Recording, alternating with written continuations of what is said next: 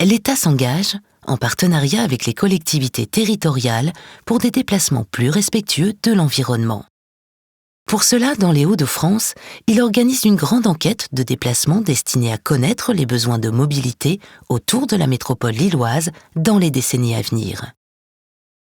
Cette étude de terrain permettra de savoir qui se déplace, où, quand, comment et pourquoi.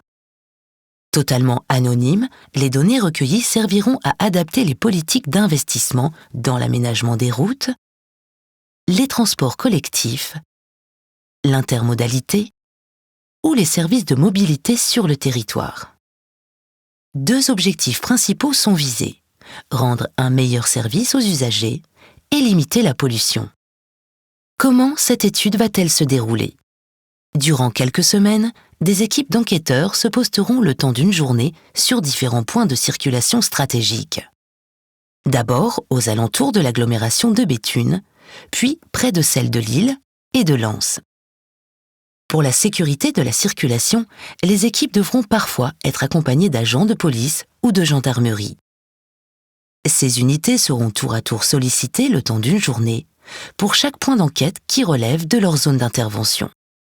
Au total, 120 000 usagers de la route, professionnels ou particuliers, seront rencontrés sur une période de plusieurs mois.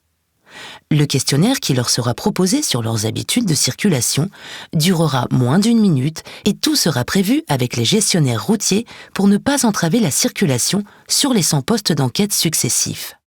Bien sûr, quelques ralentissements localisés et ponctuels pourront survenir au point d'arrêt parce que sur chacun d'eux, entre 5 et 30% du trafic routier sera questionné.